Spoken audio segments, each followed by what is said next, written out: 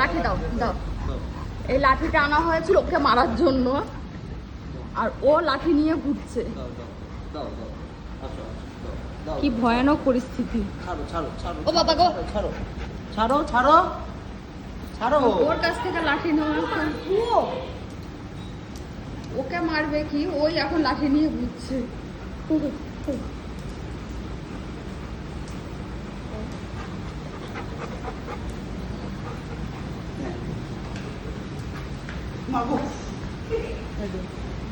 লাঠি পেলেই হলো, ওকে মারা যাবে না, বরঞ্চ ওই লাঠি নিয়ে ঘুরে বেড়াবে।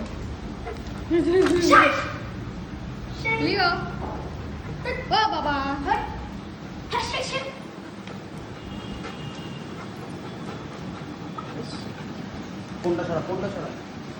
লিও তুমি কাকে মারবে? সবার পিছনে ঘুরে বেড়াবে।